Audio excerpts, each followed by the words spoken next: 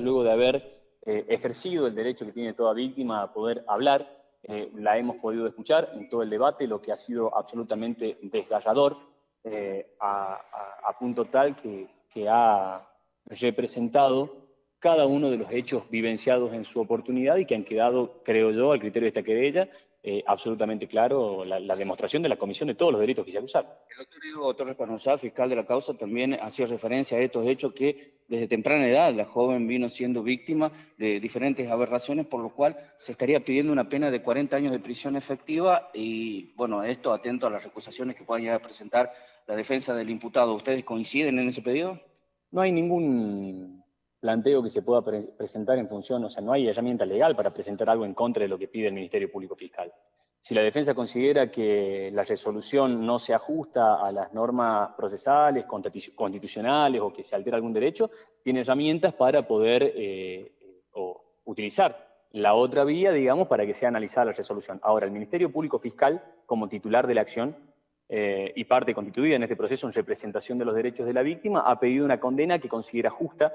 Ahora, la decisión de esa condena no depende del Ministerio Público Fiscal, razón por la cual la defensa no puede presentar nada en contra de eso. Sí, posteriormente, y luego de la resolución del Tribunal de Juicio, se podrán presentar los recursos correspondientes, que entiendo que cada uno de los hechos que fueron denunciados fueron probados en el debate. O sea, no hay duda alguna de que lo que se denunció se probó. Ahora, más allá de lo que pide el Ministerio Público Fiscal con respecto a estos 40 años de prisión efectiva, desde la querella, ¿ustedes van a solicitar el pago de alguna sentencia pecuniaria, de un cargo pecuniario, debido a lo que ha vivido la víctima desde su momento de inicio de aberraciones hasta el día de la fecha, más aún con lo que representa el daño psicológico y los tratamientos que a futuro deberá de seguir seguramente? Se probó en el debate que la lesión de la víctima es permanente, va a ser permanente. Esta querella sería muy apresurado decir vamos a solicitar algún tipo de resarcimiento, porque aquí lo que a mí se me pidió desde el inicio de este proceso fue justicia, más no un resarcimiento económico. Sí, en el caso de obtener una sentencia condenatoria, si la familia así lo decide, nosotros vamos a hacer lo propio. Hoy por hoy, lo que nosotros hemos trabajado, hemos buscado y hemos pregonado desde el comienzo es demostrar que los hechos que fueron denunciados realmente sucedieron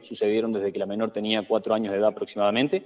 Creo que con la prueba que se acompañó existe absoluta certeza de que no ha habido ninguna mentira en este proceso, ni ninguna actitud caprichosa por parte de la querella, de la víctima, de la madre, de la fiscalía, todo lo contrario. Hemos demostrado que lo que se denunció existió, la víctima lo sufrió. Si posterior a la resolución, que puede o no ser condenatoria, estima esta querella que sí, pero que en el caso de ser condenatoria, si la familia decide iniciar acciones para el resarcimiento de los daños ocasionados, así lo haremos. Doctor, ¿en cuánto tiempo cree usted que se va a dar a conocer la resolución pertinente? El día 23, a horas 12, va a ser la lectura de sentencia acá en el tribunal frente a casa. ¿De este mes? El 23 de este mes. No, se va a dar a conocer la lectura de sentencia. Este tipo de proceso, por la particularidad que significa y por los derechos que hay en juego, no se ventila de manera pública. No estamos en presencia de un homicidio o de un robo, estamos en presencia de un hecho que investiga la comisión de un atentado en contra de la intimidad de una persona. En este caso el acusado ya ha sido detenido porque según lo que nos decían estaba en libertad, inclusive nos dijo que esta persona seguía buscando a la víctima. El acusado estuvo detenido, posteriormente por una resolución de la doctora Greta Decker recupera su libertad. Nosotros hicimos las presentaciones correspondientes para impugnar esta decisión, para que se revea esta decisión, en tanto y en cuanto no habían escuchado a la víctima. No fuimos escuchados en ese momento por quien estaba a cargo de resolver esa circunstancia, que es la doctora Decker, lo que motivó que presentara un amparo en el Tribunal Superior de Justicia, donde ordenaron de manera cautelar, nos hicieron lugar al planteo que habíamos hecho, y posteriormente cuando resolvieron también le pidieron, solicitaron y exigieron al tribunal que resolvieran el pedido de libertad de acuerdo a lo que establece la ley de víctimas vigente, porque la víctima no había sido escuchada. Cuando fue la primera audiencia, surgieron nuevos hechos, lo que motivó que por parte de la Fiscalía se pidiera el cese del beneficio que le había sido injustamente otorgado al criterio de esta querella, pero atento a los nuevos hechos que habían sido acusados y a la gravedad de los hechos, no se configuraban y no estaba dentro de las normas procesales que permiten gozar este derecho de la excarcelación, razón por la cual volvió a quedar detenido. Doctor, fue fundamental la acción de usted en este último paso. A ver, nosotros somos auxiliares de la justicia. Es importante tener en cuenta que tenemos un Ministerio Público a la altura de este proceso. Las personas que llegan en este tipo de circunstancias y que requieren de la asistencia de uno, no buscan más que un apoyo, justicia, y uno lo que hace es tratar de encaminar este proceso en el marco de la legalidad, pero no es menos cierto, y hay que reconocer también que el Ministerio Público Fiscal ha hecho un trabajo muy arduo para poder llegar a la instancia a la que hemos llegado. Hemos tenido un proceso generalmente, y ustedes lo saben porque lo hemos hablado muchas veces, procesos que demoran una eternidad. Estos últimos procesos en los que a mí me ha tocado intervenir y que coincidentemente me toca intervenir en la misma causa con el mismo fiscal, son procesos que llevan una celeridad importante. La justicia tardía no es justicia. Esto no ha sido hace mucho que ocurrió. Se han recolectado las pruebas necesarias y en función de eso se formuló el requerimiento fiscal y hemos logrado obtener el juicio. Hay que reconocer por sobre todas las cosas la labor en conjunto que realizamos todos los auxiliares de la justicia. Doctor, un caso similar que también usted es querellante es el denominado caso Chade, que también lleva una dilatación en el tiempo preocupante para muchos integrantes de la sociedad. ¿Cómo avanzan las medidas en este aspecto? Nosotros ya tenemos fecha de juicio. En su oportunidad, cuando se habían generado esas dilaciones, nosotros, sin dudar, presentamos las denuncias correspondientes, los funcionarios correspondientes, que entendíamos responsables de la dilación injustificada, lo que motivó una celeridad en ese expediente, que se pudiera diligenciar la prueba que constaba en la instrucción para que se defina la situación procesal del imputado y para que posteriormente el Ministerio Público Fiscal formule la requisitoria de elevación a juicio, la que quedó firme, fijándose la fecha de juicio. En esta oportunidad, en el mes de abril, en los días 20 del mes de abril, se va a dar inicio al juicio en contra del imputado Chade. Vamos a ver si va a ser ejercida su defensa por la defensa oficial, porque tengo entendido que la defensa particular renunció. Sin ánimo de pedirle que haga futurología, ni mucho menos, ¿es optimista usted de que se pueda replicar la sentencia o el pedido de sentencia que se ha manifestado en la fecha con el caso Chade, para tener en cuenta al mismo tiempo que son casos casi similares en tiempo, en la edad de la víctima y en las condiciones en las cuales se han dado? Estamos hablando de dos hechos que son absolutamente graves. Algunos con algunas connotaciones legales distintas, algunos puntos diferentes, pero la gravedad que existe en los dos hechos es muy similar. Entiendo que el material probatorio que existe también en la causa Chade es irrefutable. Irrefutable, y no por hacer futurología. A ver, la condena en contra del imputado es inminente. Realizar el debate es en cumplimiento de cada uno de los actos procesales, pero la prueba es absolutamente clara. No hay duda, como en este caso. Nosotros en este caso se ha podido escuchar a la víctima, se ha podido escuchar a los testigos, hemos podido escuchar a los profesionales de la psicología, hemos podido escuchar a los profesionales médicos, y todos han sido coincidentes y van en la misma línea de la acusación. Este último va a ser en abril. Este último juicio empieza el día, está fijada la fecha para el día 22, 23, 24 y 25 de abril. Doctor, ¿hay más víctimas que denuncian a estos dos casos? Víctimas de abuso sexual, según los últimos estudios que se han hecho, hay una multiplicidad. En estos últimos tiempos las víctimas se han animado a denunciar. Muchos de los colegas que intervenimos en los procesos penales representamos derechos de la víctima y podemos decirte que sí, que ha crecido. Ha crecido por sobre todas las cosas, se ha fortalecido la decisión de denunciar este tipo de hechos que se mantienen ocultos, que se mantienen en la faz íntima y que es muy difícil sacarlos a la luz. Ahora, en estos últimos tiempos sí ha existido, sobre todo estos últimos 5 años, una gran cantidad de denuncias de hechos de abuso sexual. En varios de ellos estamos representando los derechos de la víctima. Doctor, hay mujeres que se han agrupado y en estos casos donde hay instancias privadas van a la familia, a la madre, y se ponen a consideración de ellas, y cuando hay novedades en la justicia vienen y las acompañan. ¿Alguna opinión con respecto al rol de estas madres? Mira, es importante para toda la sociedad que acompañe este tipo de situaciones, sobre todo porque no estamos hablando de un delito común, estamos hablando de hechos que atentan directamente en contra de la intimidad. Sí, por supuesto hay que dejar aclarada una circunstancia que también se me fue preguntada y me parece que hay que resaltarla. Aquí existen dos derechos en juego: los derechos del imputado por un lado y los derechos de la víctima. En esa circunstancia también hay varias personas afectadas. Por un lado está la familia de la víctima y la familia de la víctima, y por otro lado está la familia del imputado. Hay que respetar todos los derechos en juego. Nosotros básicamente lo que hemos hecho es contribuir y aportar cada uno de los elementos de convicción para demostrar que el hecho denunciado ha existido. De ahí en más es importante el acompañamiento de toda la sociedad, sobre todo porque lo que se busca es que la gente que sufre este tipo de hechos pueda denunciarlo y se sienta acompañada, no sienta ya demasiado es el hecho de haber sufrido la circunstancia como para tener que sentir posteriormente la vergüenza, que es un síntoma común. Entonces, el acompañamiento de la sociedad es importante. Gracias, doctor. Muchas gracias a ustedes.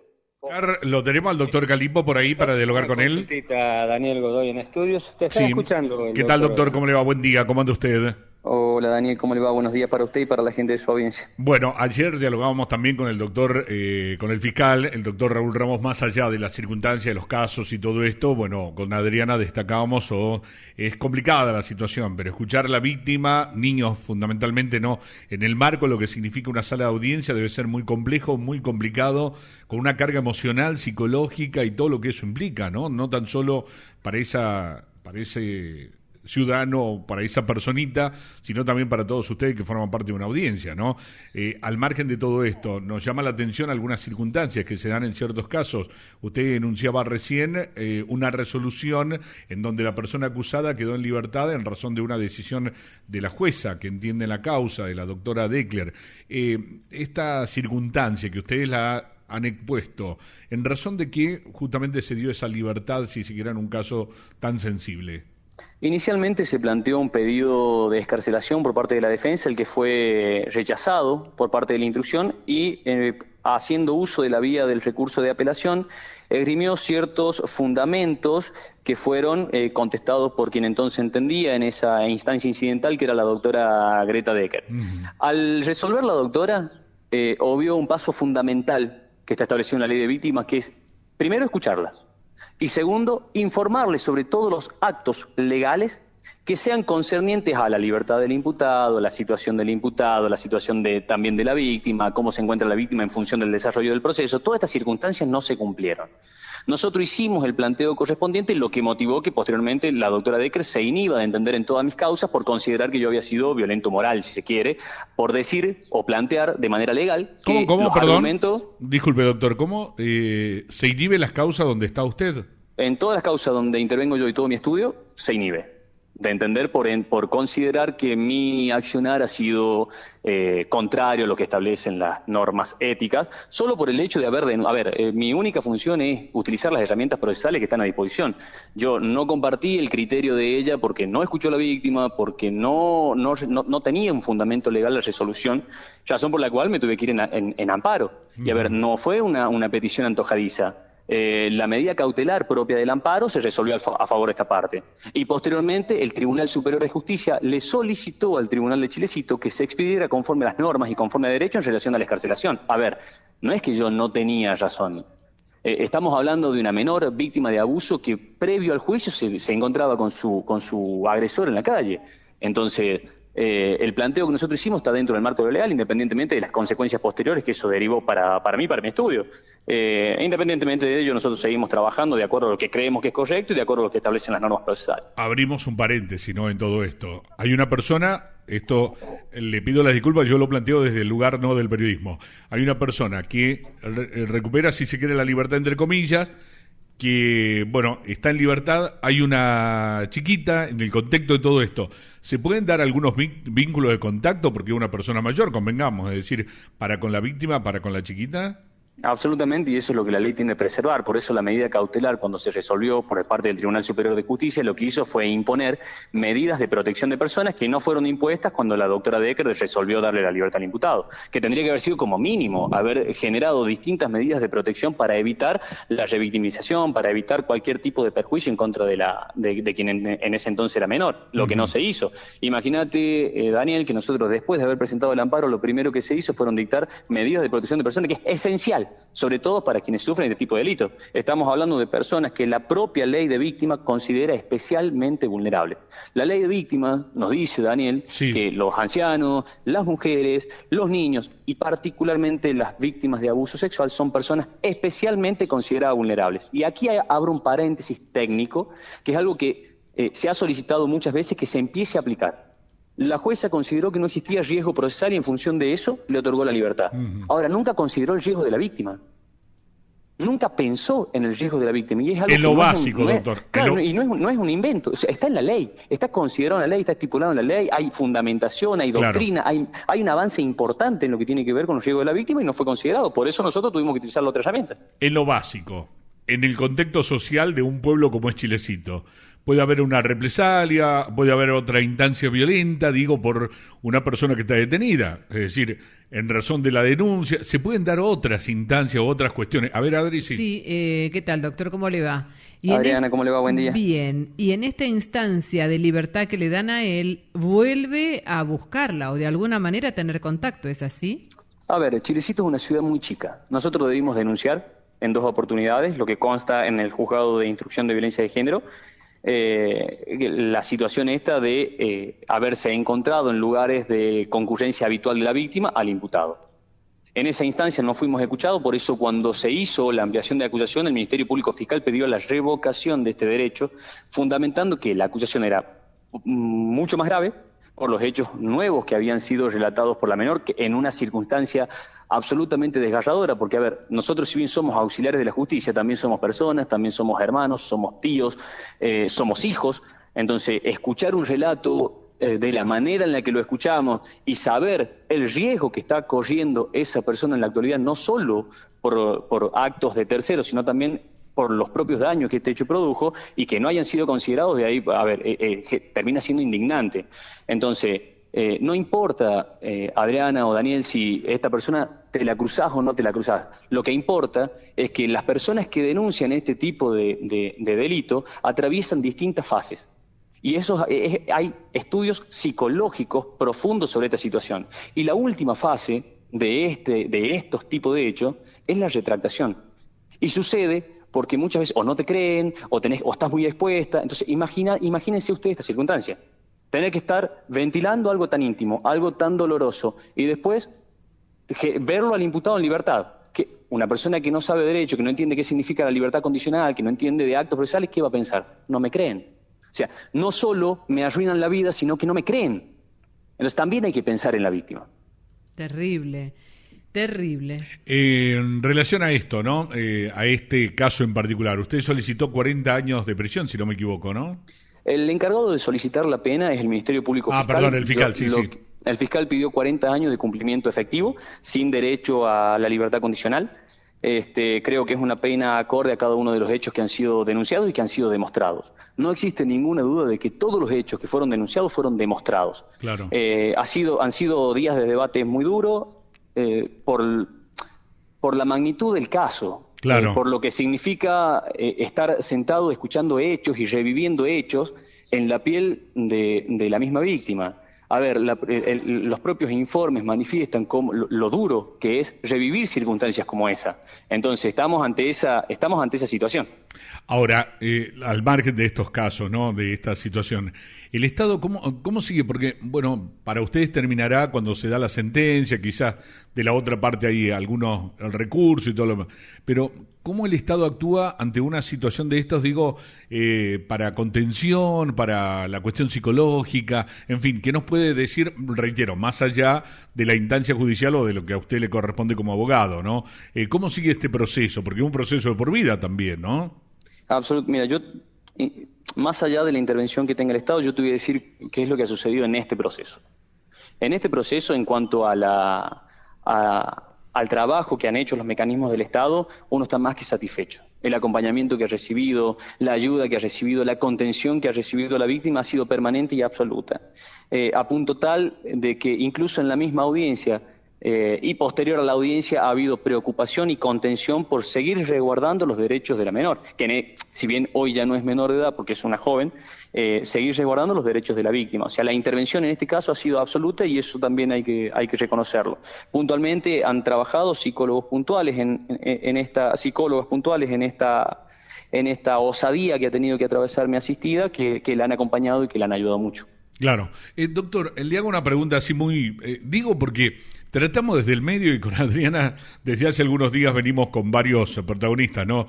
Hay temas que no se hablan y creen de que nosotros, no tenemos una forma o una manera que somos muy precarios, si se quiere, para abordar, digo, cuando se señala un medio, ¿no? Y entonces los profesionales que están en la materia, bueno, establecen ciertos protocolos. Y nosotros sabemos los protocolos, es decir, sabemos para el suicidio, sabemos para el caso de violencia de género, sabemos para estos casos realmente terribles, en fin.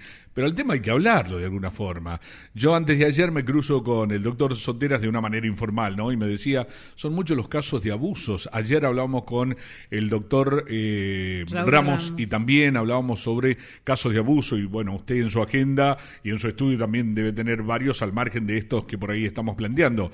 Pero, ¿cómo es la medida? A ver, quiero ser muy directo en la pregunta, ¿no?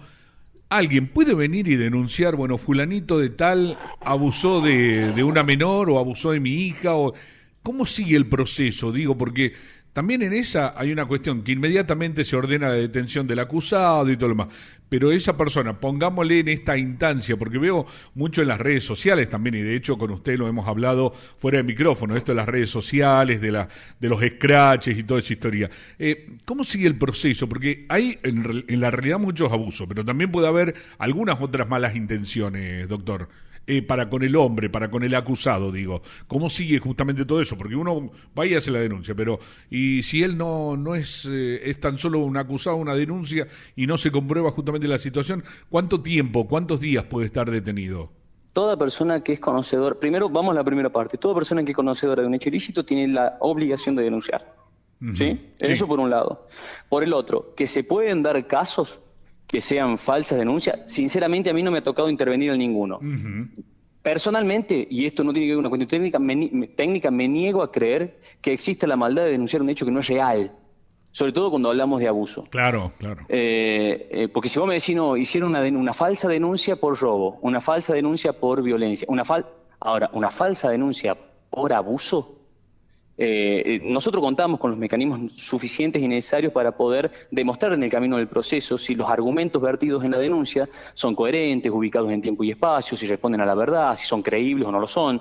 Entonces, porque para eso tenemos los psicólogos forenses, para eso tenemos psiquiatras, para eso tenemos profesionales preparados para este tipo puntual de situación. Ajá. Entonces, no es que, hago una denuncia, total nadie investiga. No, cuando nosotros decimos que en este debate se ha probado que cada uno de los hechos ocurrió, no lo decimos porque solamente lo dice la víctima. Claro. Lo decimos porque el conjunto de esas herramientas que nosotros tenemos al alcance y que son profesionales expertos en un área en la que nosotros no lo somos, como la psicología, la psiquiatría, la informática, han demostrado lo contrario. Han demostrado que ese hecho efectivamente ocurrió o que existen dudas sobre la coherencia o incoherencia que pueda presentar alguna fundamentación o denuncia.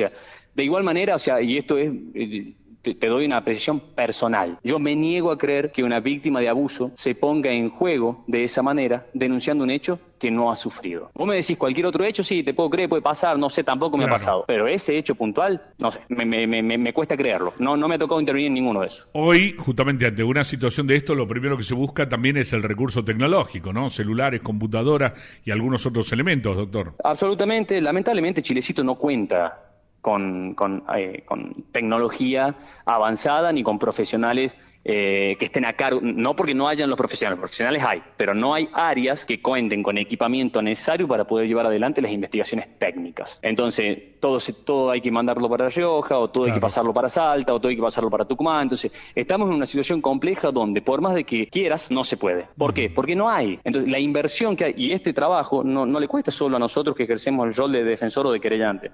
Por sobre todas las cosas, el Ministerio Público Fiscal, cuando tiene que sustentar una acusación, por ahí carece de estas herramientas y tiene que estar utilizando herramientas propias para poder argumentar una acusación de un hecho que ha sido denunciado, porque coincidíamos con el doctor Torre cuando hablábamos previo al inicio de la audiencia, destruir es mucho más fácil que construir. Ahora, eso no significa que el hecho no exista. Claro. Doctor, ha sido muy amable, le mando un gran saludo y disculpe la informalidad en algunas de las preguntas, pero hay que llegar con el mensaje a la gente más allá de los tecnicismos que corresponde, ¿no? Sí, le mando un abrazo grande y siempre a disposición. Un abrazo grande. Muchas gracias.